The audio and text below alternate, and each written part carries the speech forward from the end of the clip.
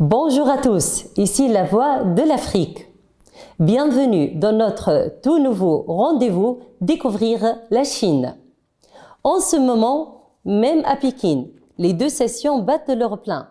Au cœur des débats, les grandes orientations du 15e plan quinquennal, la feuille de route qui dessinera l'avenir de la Chine pour les 5 prochaines années, mais ce plan en cours d'élaboration dépasse déjà les frontières chinoises. Il est une fenêtre ouverte sur les choix d'un partenaire majeur du Sud global. Mais concrètement, ce plan qui se tisse aujourd'hui à Pékin, que signifie-t-il pour nous ici, du Tunis au Caire, de Rabat à Dakar? Que signifie-t-il pour un monde qui cherche l'équilibre, pour une Afrique en quête de souveraineté et de prospérité partagée? Avant d'entrer dans le vif de notre débat, laissez-moi passer le relais à Pékin sur la ligne Fan Tunieu, journaliste de CGTN français qui a suivi de près les deux sessions et que nous rejoint aujourd'hui pour planter le décor. Bonjour à tous les auditeurs de Voix de l'Afrique.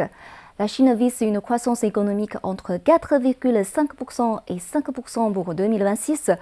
Une fourchette qui reflète une ambition maîtrisée mais résolue. C'est l'une des premières annonces marquantes de la session annuelle de l'APN. Derrière cet objectif, une volonté stratégique, bien démarrer le 15e plan quinquennal, dont le projet de plan directeur est actuellement examiné par les députés. Cette feuille de route fixe les grandes orientations du développement économique et social du pays pour 2026-2030. Elle mise sur des avancées significatives dans un développement de qualité, porté par l'innovation technologique, la transition verte et l'intégration des filières. Cette période est cruciale. Elle doit poser des bases solides en vue de l'objectif à long terme de la Chine, la réalisation fondamentale de la modernisation socialiste d'ici 2035. Pour y parvenir, l'accent est mis sur le développement de forces productives de nouvelle qualité. Ce levier permettra à la Chine de moderniser ses industries traditionnelles tout en accélérant le déploiement des secteurs émergents et d'avenir. Une dynamique qui ouvre aussi des perspectives concrètes pour l'Afrique, notamment dans les domaines de l'économie numérique et verte. Des collaborations sont déjà en cours. En Tunisie, Huawei déploie un réseau intelligent pour l'enseignement supérieur. Au Kenya, une application basée sur l'intelligence artificielle open source chinoise aide désormais à diagnostiquer les maladies des cultures. Au Sénégal, Alibaba Cloud va accompagner les infrastructures numériques des Jeux olympiques de la jeunesse 2026 et former des ingénieurs locaux. Côté développement vert, le potentiel africain est immense. Le continent regorge de ressources solaires et éoliennes encore largement sous-exploitées. La Chine, qui vise son pic d'émissions de CO2 avant 2030, dispose de technologies avancées pour les valoriser. Autre signal fort envoyé par la Chine, c'est l'ouverture croissante de son marché. À partir du 1er mai 2026, la Chine supprimera les droits de douane sur tous les produits en provenance des 53 pays africains ayant des relations diplomatiques avec elle. Une extension significative de la mesure appliquée depuis décembre 2024 à 33 pays africains. Les premiers effets se font déjà sentir au premier trimestre 2025. Les importations chinoises de café africain ont bondi de 70% et celles de cacao de près de 57%. Dans le cadre de l'initiative La ceinture et la route, la Chine renforcera la synergie des stratégies de développement avec ses partenaires africains. Au-delà des grands projets, une attention particulière sera portée aux initiatives petites mais belles à fort impact local. Parallèlement, l'ouverture du cadre réglementaire chinois continuera de s'élargir. Tout cela illustre la volonté de Beijing de poursuivre une ouverture de haut niveau. 2026, première année du 15e plan quinquennal, est aussi l'année des échanges entre peuples chinois et africains. Tout indique que la coopération bilatérale s'apprête à écrire un nouveau chapitre, plus dense, plus concret, plus tourné vers l'avenir. Je rends l'antenne à Tunis.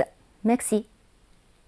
Un grand merci à Madame Fan pour ce regard depuis Pékin. Alors, justement, pour décrypter ensemble ces enjeux, nous avons l'immense privilège de recevoir une voix majeure de la réflexion stratégique tunisienne, professeur Meher Gaïda, enseignant universitaire, un expert comptable, expert en intelligence économique et stratégique. Professeur Meher Gaïda, bienvenue dans Découvrir la Chine.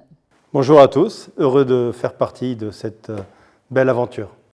Merci beaucoup. Parlons, professeur, de votre regard sur ce futur 15e plan quinquennal, encore en discussion.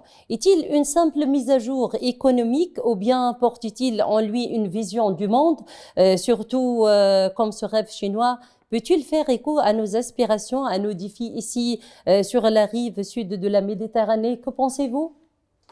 Effectivement, la Chine est en train de négocier un tournant stratégique compte tenu des défis et des enjeux majeurs que le monde connaît aujourd'hui. Je veux rappeler un peu quelques constantes. Le monde est gouverné par des tensions qui sont inhérentes à 3 facteurs majeurs. La complexité, nous allons vers un monde de plus en plus complexe. La rapidité, nous allons vers un monde qui va de plus en plus vite. Et surtout, la rareté des ressources pour lesquelles nous allons rentrer en compétition pour les obtenir. Par rapport à ces enjeux-là, la Chine n'est pas en reste. Elle doit remettre en place sa stratégie. Donc le 15e plan quinquennal, donc 75 ans de planification faite par la Chine.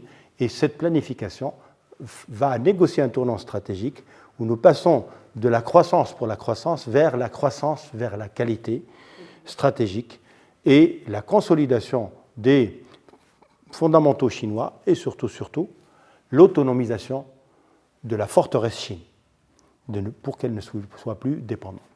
Pour ce faire, la Chine a besoin de relais, la Chine a besoin d'un réseau, la Chine a besoin de la Tunisie, la Chine a besoin de l'Afrique.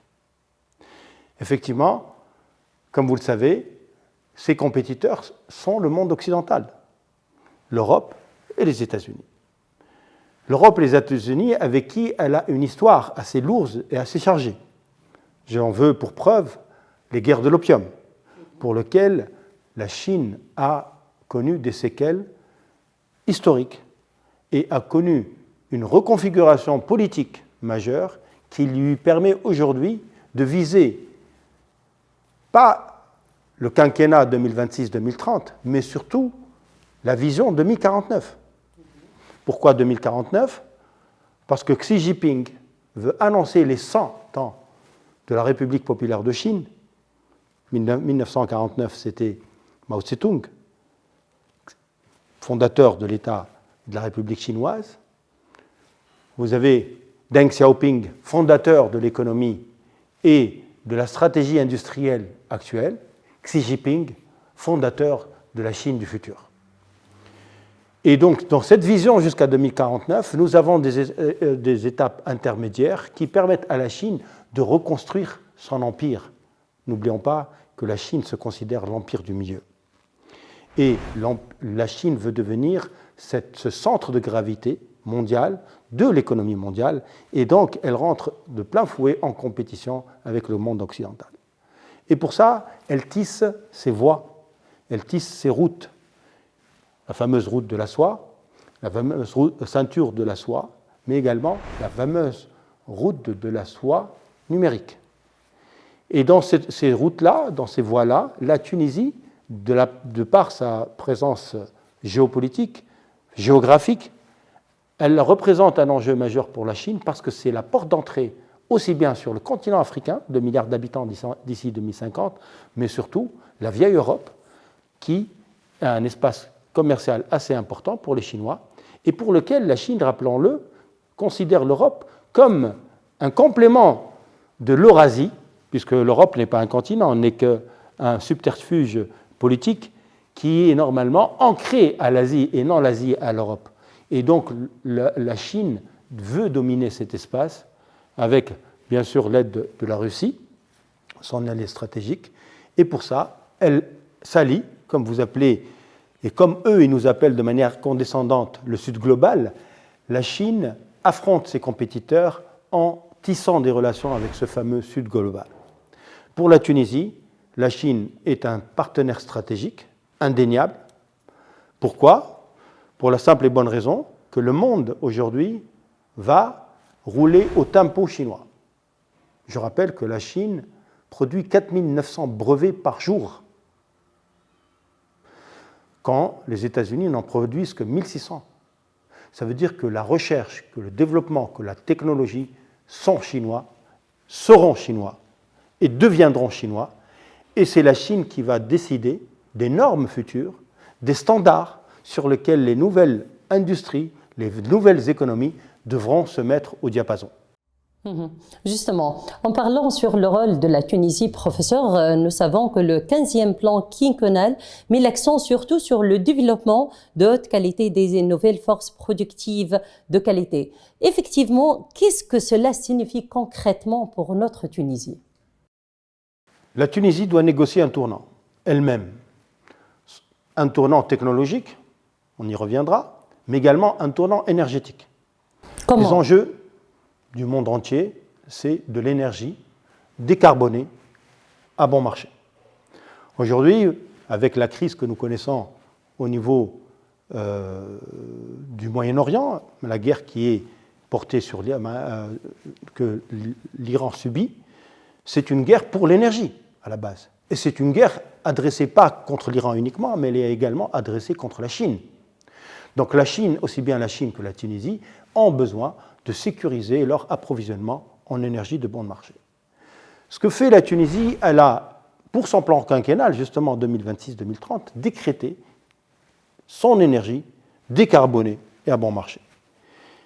Et la Tunisie, de par sa position, elle a une position d'ensoleillement exceptionnelle, où nous avons les capacités de produire de l'énergie photovoltaïque à grande échelle que nous pourrons exporter vers l'Europe. C'est pour ça que nous avons signé un accord avec nos partenaires italiens et européens et allemands notamment pour exporter de l'énergie verte vers l'Europe. Mais comment la Tunisie pourra-t-elle exporter sans l'aide de la Chine? Puisque nous savons que ceux qui dominent aujourd'hui le photovoltaïque à l'échelle mondiale, c'est les Chinois. Et comme vous savez, le photovoltaïque est une énergie alternante, c'est-à-dire que vous avez de l'énergie le jour, mais la nuit, vous n'en avez pas. Et pour avoir une énergie en continu, il faut le coupler à d'autres formes d'énergie, l'énergie éolienne, mais surtout des capacités de stockage. Et sur ces trois aspects-là, aussi bien les capacités de stockage sur les batteries, que l'éolien, que le photovoltaïque, qui est le leader mondial aujourd'hui, donc c'est les Chinois. Et donc la Tunisie aura besoin de la technologie chinoise sur ces trois volets pour pouvoir servir l'Europe. Pourquoi l'énergie est importante? Parce que l'énergie va pouvoir faire sauter pour les Tunisiens et les Chinois ces contraintes liées aux lois sur la décarbonation. Aujourd'hui, des barrières sont en train de se lever. L'Europe, d'une manière insidieuse, lève des barrières sur le bilan carbone pour dire qu'elle n'accepte dorénavant que des marchandises qui ne sont pas chargées en carbone, en CO2, et pour lesquelles vous devrez payer des taxes carbone si vous ne respectez pas les normes que l'Europe a mises en place. Et donc, la Tunisie comme la Chine ont intérêt de coopérer pour créer de l'énergie propre. Cette énergie propre, on va la créer, comme on l'a dit, avec l'éolien, avec le solaire, mais également avec l'hydrogène vert.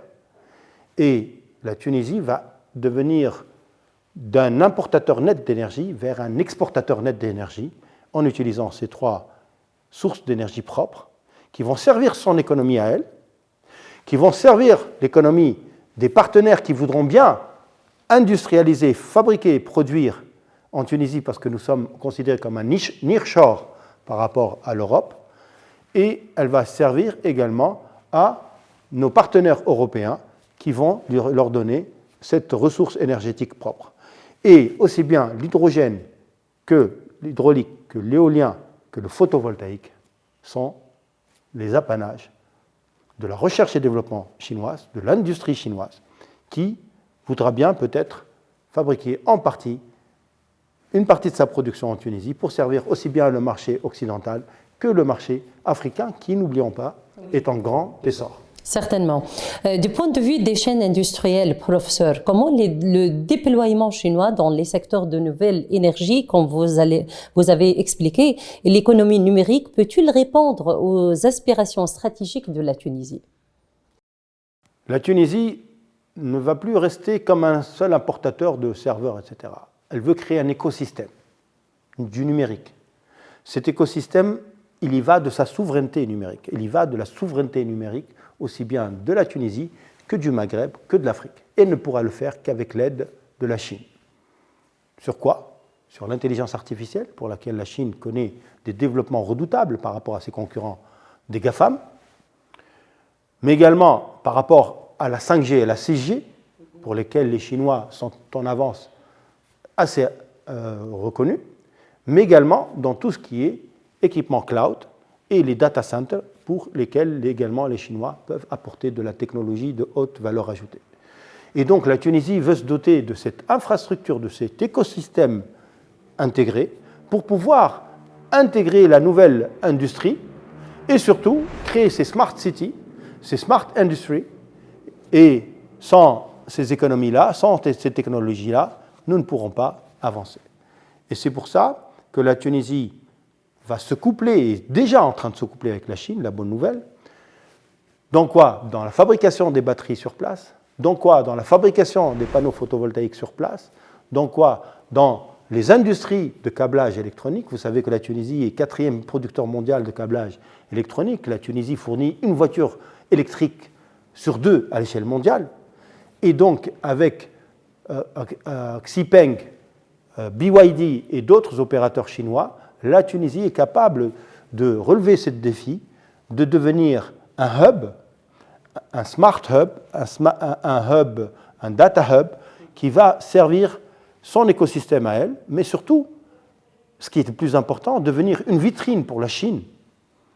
Parce que son 15e plan quinquennal, la Chine veut donner le tempo en produisant elle-même les normes qu'elle va imposer au reste du monde. Et la Tunisie va devenir son laboratoire, sa vitrine, qu'elle va exposer à l'Occident, mais surtout à nos partenaires africains. Excellent. En complétant avec votre idée, professeur, dans le cadre du 15e plan, comment évaluer à l'aide des méthodes d'analyse stratégique la faisabilité et les voies de réalisation pour faire de la Tunisie, justement, comme vous avez mentionné, un hub stratégique des nouvelles routes de la soie? Pour atteindre ces objectifs mutuels, nous devons coopérer mutuellement, d'abord dans tout ce qui est renforcement des capacités de recherche et d'ingénierie tunisienne. La Tunisie est une pépinière d'ingénieurs de haute qualité et reconnue. La Tunisie est une pépinière de main-d'œuvre de haute qualité, de haute valeur ajoutée et de pointe. La Tunisie également est un hub de main-d'œuvre de bon marché. Ce qui nous manque, c'est de développer effectivement les passerelles de recherche et développement communes, les laboratoires communs, les incubateurs communs qui permettront à la jeunesse de s'embarquer et de s'intégrer dans ces nouvelles technologies. Et comme vous le savez, l'avantage avec la Chine, c'est qu'elle vient avec ses laboratoires, elle vient avec ses universités, elle vient avec son savoir-faire, son know-how, son savoir-faire, et elle est capable d'accompagner cette jeunesse dans les futures technologies pour qu'elles soient finalement adaptées, pour transformer de la Tunisie, pas en tant que plateforme de sous-traitance, mais en tant que plateforme de co-traitance. Nous allons traiter d'égal à égal. Quelle est la différence entre les deux? Sous-traitance, on vous ramène les idées, on vous ramène les patterns, on vous ramène les modèles, vous ne faites que les monter. Vous n'avez pas de valeur ajoutée. Alors que nous voulons prétendre à de la haute valeur ajoutée, nous voulons faire de la conception avec vous, nous devons faire de la projetation avec vous, nous voulons faire de la fabrication avec vous, nous voulons créer les composants et faire l'intégration verticale et horizontale en Tunisie pour vous servir et pas uniquement pour vous vendre notre main-d'œuvre sans contrepartie en termes de valeur ajoutée et surtout tout en gardant la pollution dans notre pays. Tout ça, la Tunisie n'en veut plus. Professeur, dans un contexte de fragmentation géopolitique mondiale, comment la planification quinquennale chinoise peut-elle offrir aux pays africains une perspective de coopération stable et prévisible? Cela contraste-t-il avec l'incertitude des partenariats occidentaux? Ce qui est très important aujourd'hui, cette fragmentation est dans l'intérêt de ceux qui sont en train de se regrouper. Donc, c'est diviser pour mieux régner. Donc, aussi bien la Tunisie que l'Afrique, que les autres pays qu'ils appellent du Sud global, n'ont pas intérêt à rester fragmentés et agir de façon isolée les uns les autres. Nous devons faire partie d'ensemble. Nous devons faire partie de zones économiques intégrées. La première chose que nous faisons, c'est de travailler sur le Grand Maghreb. L'intégration maghrébine est un enjeu stratégique pour lequel les Tunisiens, comme les Marocains, comme les Algériens, comme les Libyens, doivent coopérer. Donc, finalement, la Tunisie demande à faire son intégration maghrébine, mais également la Tunisie fait partie d'un ensemble plus large qui sont les ensembles africains, notamment la ZLECAf, la zone de libre-échange continentale africaine, qui permet en fait de favoriser les échanges avec des droits de douane tout à fait acceptables et intégrés, en réponse à la montée des droits de douane imposés par l'Europe et les États-Unis. Donc, ce qui est important, c'est que aussi bien la Tunisie que la Chine a intérêt d'intégrer ces ensembles-là, de tisser sa toile, puisque la route de la soie, c'est une manière de tisser une toile aussi pour la Chine, et nous faisons partie de cette toile, de ce Sud global, qui finalement prend confiance en lui-même, travaille d'égal à égal, travaille en respect des spécificités des uns des autres, qui travaille sans vouloir devoir obtenir des injonctions d'une autorité suprématiste qui se croit détenir le savoir et la connaissance du monde, et travailler pour créer une relation win-win. Et c'est ces ensembles-là qui sont dans l'intérêt aussi bien de la Chine que de la Tunisie, que de l'ensemble maghrébin, que de l'ensemble africain, qui doivent unir leurs moyens. Et nous ne pouvons le faire sans les connaissances, sans les compétences, sans les ressources technologiques que la Chine offre. La Chine a connu des avancées technologiques majeures.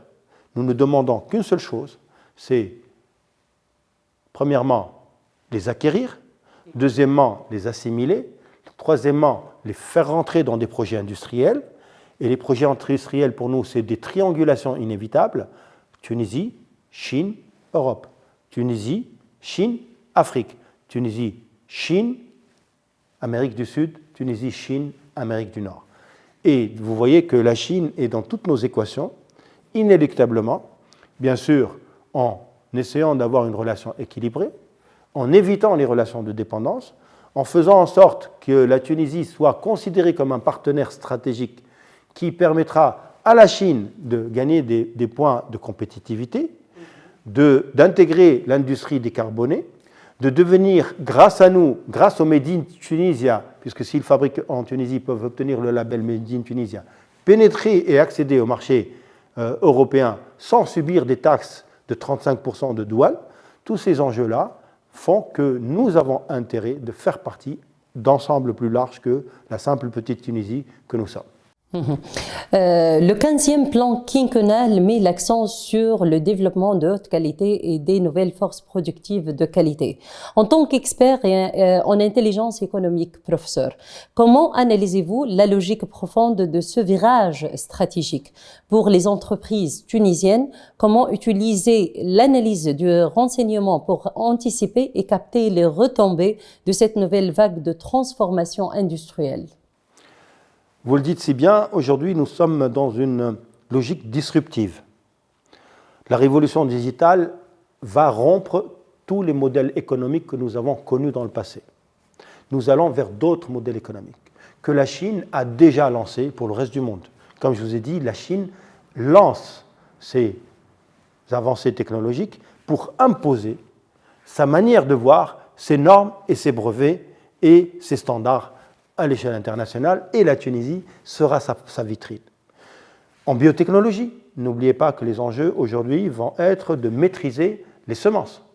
et la Chine travaillent sur des semences qui sont capables de supporter l'aridité extrême dans laquelle la Terre va faire face, ou en tout cas certains pays qui subissent le stress hydrique.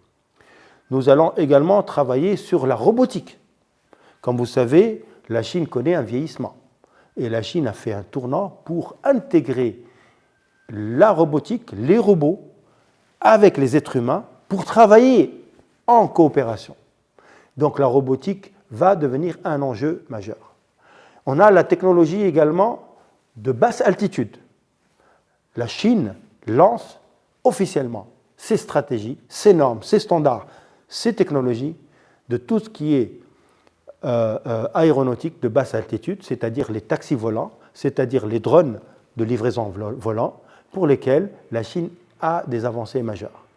La Chine lance également les avancées en aérospatial, pour lesquelles la Tunisie a des points d'avance par rapport à d'autres pays africains et pour lesquels on va travailler. Comme vous le savez, la Chine, avec ses projets de conquête spatiale, elle est en train de travailler sur un projet de station sur la Lune, notamment pour exploiter les terres rares sur la Lune, mais également pour exploiter tout ce qui est hélium-3 pour la fusion nucléaire. La fusion nucléaire sont les enjeux de demain. Le projet ITER occidental est en retard, alors que le projet de fusion nucléaire chinois est en avance.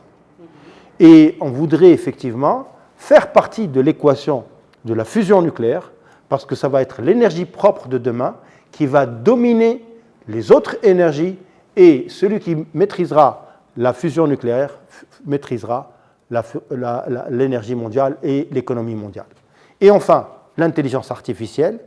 De l'intelligence artificielle, on va sortir des modèles traditionnels pour que l'intelligence artificielle nous transforme en humains augmentés, nous transforme nos industries en industries augmentées, des industries propres, des industries pertinentes, pour transformer l'agriculture également en agriculture pertinente, propre, écologique, qui respecte les équilibres et les écosystèmes.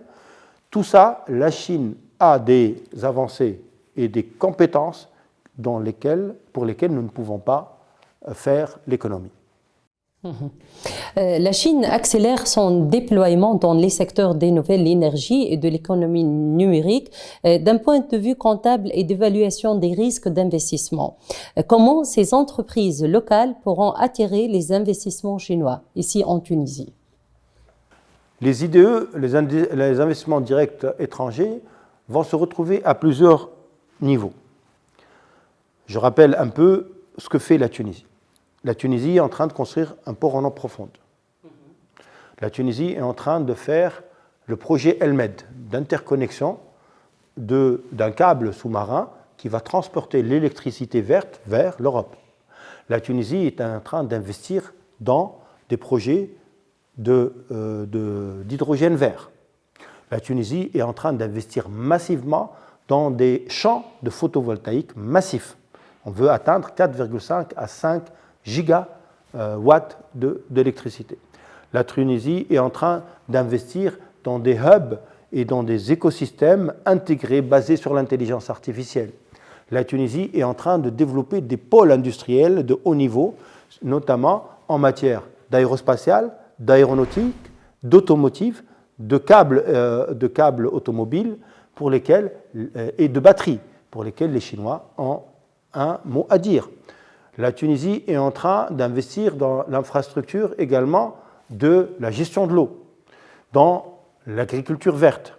Dans tous ces aspects-là, il y a forcément des investissements chinois qui vont venir, qui vont nous aider à construire les ports en eau profonde, à faire nos champs de photovoltaïque, à faire notre hydrogène vert, à transformer notre phosphate, tiens donc, le phosphate pour lequel les Chinois ont un intérêt majeur, à transformer et à éliminer la pollution qui existe liée à cette production de phosphate, à nous aider à faire des ports de transport de l'ammoniac qui est le dérivé du phosphate. Au lieu de vendre du phosphate brut, nous allons vendre du phosphate transformé sous forme d'engrais de haute valeur ajoutée.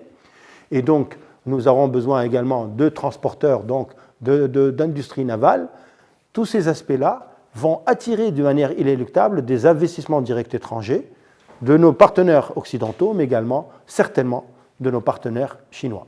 Professeur, dans un cadre et dans un contexte de fragmentation géopolitique et de retour des politiques protectionnistes en Occident, la planification quinquennale chinoise offre-t-elle une prévisibilité et une stabilité que les partenaires occidentaux ne garantissent plus? En tant que stratège, comment analysez-vous l'attrait de ce dividende de la planification pour les pays africains? Planifier, c'est ne pas subir l'avenir. Planifier, c'est orienter et décider de son avenir. Donc, inéluctablement, aussi bien les Chinois que les Tunisiens planifient leur avenir. Et c'est un avenir souhaité. Et pour cet avenir, effectivement, lorsque les barrières montent, qu'est-ce que vous faites? Vous apprenez à devenir autonome. C'est ce que fait la Chine. La Chine veut devenir autonome d'un point de vue énergétique. Également, la Chine veut devenir également proche de ses marchés. Et la Tunisie offre le nearshore par rapport à l'Europe. La Tunisie veut également adopter des critères de souveraineté, notamment dans le numérique, comme nous l'avons dit. Et auquel cas, par rapport à des mondes qui sont en train de se polariser, nous devons également appartenir à un monde multipolaire, dont un des pôles stratégiques sera la Chine. Donc nous travaillons ensemble pour que nous trouvions des solutions pour créer de l'autonomie pour les Chinois et pour les Tunisiens, mais également pour créer de la coopération à moindre coût pour les Tunisiens et les Chinois, avec ces ensembles qui sont en train de se créer. Et à la limite, même si ces ensembles se ferment pour nous, il faut que nous créions nos propres ensembles. Et il y a un ensemble sur lequel nous devons tous travailler, pour lesquels les Chinois, je rappelle, sont présents dans 34 pays africains. C'est l'ensemble africain que nous devrons construire grâce aux Chinois, créer d'autres réalités. Et un des ensembles que nous oublions tous les uns les autres d'en parler, c'est l'ensemble monétaire et financier. C'est-à-dire pour sortir du joug occidental, du joug du pétrodollar, du joug du pétrole, du yen et de l'euro, nous devons créer nos monnaies numériques, nos crypto-monnaies, nous devons créer notre phosphate dinar, comme le pétrodollar, nous devons créer le phosphodinar. Nous devons valoriser nos ressources et les monnaies également, et sortir de la sphère du dollar pour pouvoir finalement gagner en autonomie, ne plus dépendre, que nos politiques monétaires ne soient pas dictées par un ensemble au détriment de nos intérêts autres. N'oublions pas que Kadhafi a été tué parce qu'il avait parlé du dollar africain, du dollar or africain, et bien sûr, donc les enjeux mondiaux futurs, c'est de créer cet ensemble qui sort du joug des enjeux monétaires sur lesquels nous nous retrouvons aujourd'hui, malgré nous, et pour lesquels nous vendons nos ressources à vil prix, et pour lesquels nous devons repenser avec les Chinois un ensemble monétaire intégré, où le troc peut être une solution, et où d'autres types de monnaies existent, et où les échanges se fassent à moindre coût, sans domination étrangère, et dans une coopération et dans le respect mutuel. Justement, en complétant avec votre idée, docteur, c'est très important que vous avez dit, la Chine plaide pour une réforme de l'architecture financière internationale. Le BRICS, dédollarisation, nouveaux mécanismes de financement et autres. D'un point de vue comptable, comment analysez-vous l'impact potentiel du règlement en monnaie locale sur le risque de change et la structure de la dette extérieure des pays africains?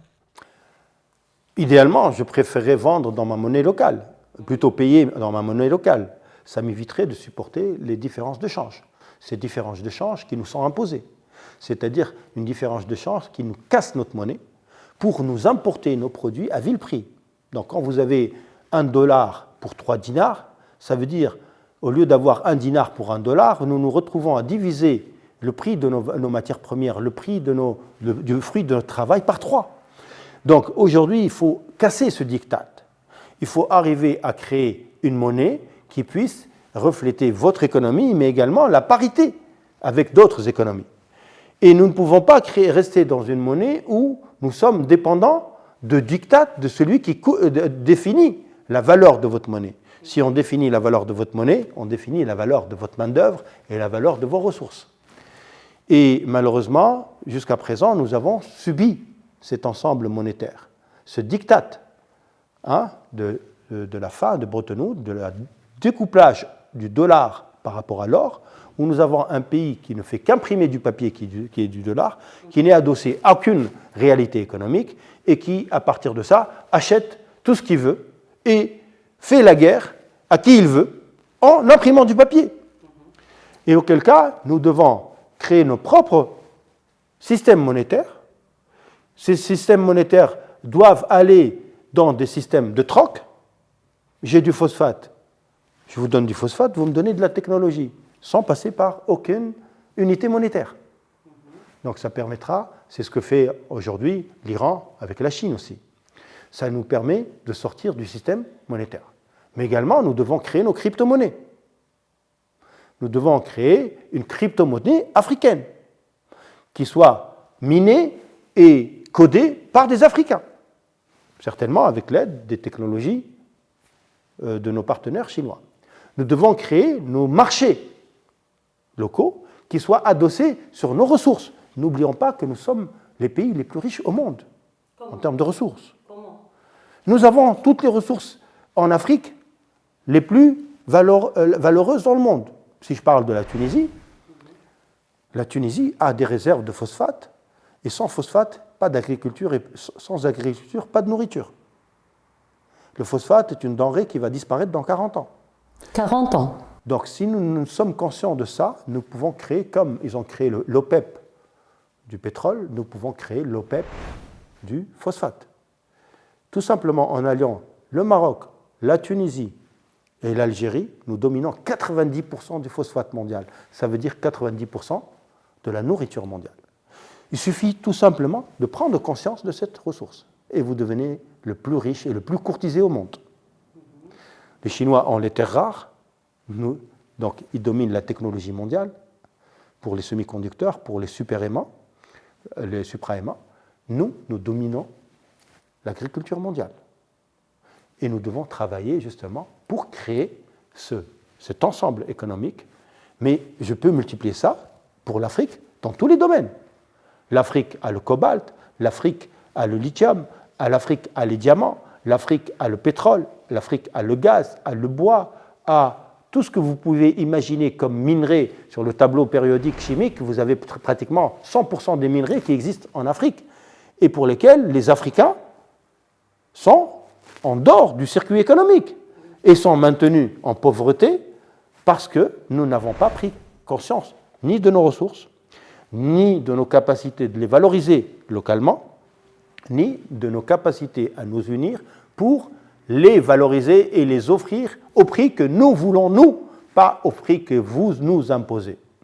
Donc, aussi bien les Chinois que les Maghrébins que les Africains, nous devons prendre conscience de ces enjeux-là et nous devons valoriser et faire en sorte, madame, à ce que la valeur ajoutée de nos ressources reste localement et que nous exportons des produits où la valeur ajoutée a été fabriquée et construite en Tunisie et dans le monde plutôt que dans le reste du monde. C'est-à-dire qu'il faut cesser d'exporter des valeurs brutes. Revenons, professeur, à la réforme financière. Comment les entreprises tunisiennes peuvent-elles utiliser cette tendance pour optimiser leur stratégie financière? Aujourd'hui, la Tunisie souffre d'un carcan juridique archaïque des années 70. C'est le fameux code de change. Donc la première chose à faire, c'est de faire sauter ce verrou. Mais on ne va pas le faire sauter sans tenir compte des changements mondiaux au niveau de la finance mondiale. Nous allons vers des fintech, nous allons vers une finance hyper véloce. Aujourd'hui, les échanges mondiaux ne se font pas par des humains, mais se font par des intelligences artificielles à la vitesse de la lumière, à la nanoseconde près. Donc aujourd'hui, nous avons la crypto-monnaie. Aujourd'hui, nous avons des échanges virtuels qui se font. Tous ces mondes-là, nous devons les intégrer dans notre corpus juridique et légal et le faire avancer pour lever le verrou, pour que nous puissions échanger sans subir le diktat des monnaies étrangères et tout en favorisant la fluidité de nos échanges entre les pays riverains et les échanges internationaux. Par rapport à ça, nous devons avoir, comme je vous ai dit, une capacité d'intégrer des opérateurs archaïques comme les télécoms et les banques et les fusionner en opérateurs intégrés pour vous puissiez par exemple payer par votre téléphone, que vous puissiez échanger tout simplement par simple contact numérique. Et tout ça, ça suppose que nous reconfigurons aussi bien notre domaine bancaire, notre domaine des télécoms, que nous créons des géants intégrés qui puissent également s'exporter sur l'Afrique et que nous puissions, bien sûr, faire notre propre crypto-monnaie pour pouvoir valoriser effectivement nos ressources, aussi bien maghrébines que africaines. Le 15e plan met l'accent sur la transition verte et vous avez parlé de ce volet. Concrètement, comment les technologies et les financements chinois peuvent-ils aider la Tunisie à relever ces défis climatiques tout en créant de la valeur économique locale? Tout à fait. Un des enjeux majeurs aujourd'hui, c'est les enjeux écologiques. Et comme vous savez, nous avons atteint un réchauffement climatique critique et nous voudrions atterrir d'ici 2050 pour retrouver nos niveaux d'émissions de gaz à effet de serre des années 1920-1930. Et l'objectif, c'est 2050. Mais dans le plan quinquennal chinois, c'est d'atteindre ces objectifs, pas en 2050, mais en 2030, quant à la Chine. Et donc la Tunisie est très sensible par rapport à ces enjeux-là parce qu'elle est en première ligne par rapport au stress hydrique. C'est-à-dire que le réchauffement climatique qui nous a été imposé par l'industrialisation massive et monstrueuse occidentale, suivie après par la Chine et par l'Inde, s'impose à nous par un stress hydrique tueur, par une exode et une immigration climatique massive, par une érosion de nos côtes, par une destruction de nos écosystèmes que nous subissons. Et que, tenez-vous bien, que nous allons payer à ceux qui ont produit ça grâce à leur taxe carbone. C'est-à-dire, non seulement ils ont détruit nos écosystèmes, et aujourd'hui, par leur taxe carbone, ils nous demandent de la payer.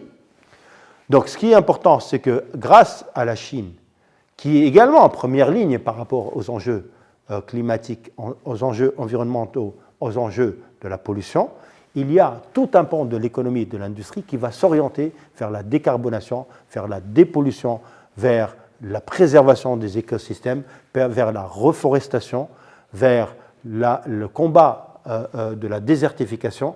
Tous ces mots-là sont en plein dans nos défis. Dans l'extraction de l'eau, puisque l'eau devient de plus en plus rare, puisqu'elle est polluée, elle est acidifiée. Tous ces enjeux-là vont être des enjeux pour lesquels la Tunisie va être en première ligne et pour lesquels la technologie chinoise est redoutable pour nous aider à relever ces défis. Donc il est clair que nous aussi, nous voudrions atteindre en 2050 les objectifs en 2030 les objectifs de 2050. Nous voudrions, et mon souhait le plus cher, devenir une terra ecologica, c'est-à-dire où les équilibres fondamentaux de la nature sont respectés, parce qu'il y va tout bêtement et tout simplement de nos générations futures. Qu'allons-nous offrir à ces gens, à ces jeunes? Ce que nous voudrions, c'est leur offrir des mers propres, une eau potable, un écosystème respecté, une biodiversité respectée, un équilibre humain respecté, une air respirable et une température acceptable aussi bien par les êtres humains que par les plantes, que par le reste de la biodiversité. Parce que si nous continuons avec ce réchauffement climatique, c'est tout l'écosystème mondial qui est impacté. D'accord. Professeur, en tant que stratège, en regardant vers les 5 prochaines années, que devraient comprendre les entrepreneurs et les décideurs tunisiens de la stratégie chinoise? S'agit-il d'opportunités industrielles concrètes ou bien d'une méthodologie de pensée stratégique plus profonde, quelles recommandations d'analyse de renseignement leur donneriez-vous? Je parlerai à mes compatriotes en leur disant, vous avez trop souvent regardé vers le nord. Aujourd'hui, vous devez regarder vers l'est pour apprendre à regarder vers le sud. Regardez vers l'est, vers le monde asiatique. L'économie mondiale sera asiatique pour les 5, 20, 30 prochaines années. C'est inéluctable. Je rappelle que la Chine, c'est 1 800 000 brevets déposés en 2025. C'est l'un des pays qui a fait le plus d'avancées technologiques et en recherche et développement dans le monde. Donc, si vous voulez vous développer, messieurs les Tunisiens, messieurs les Maghrébins, vous devez vous allier aux universités chinoises. Et par rapport à ça, je demanderai à ce que nos étudiants cessent de s'inscrire dans les universités occidentales pour commencer à s'inscrire dans les universités chinoises.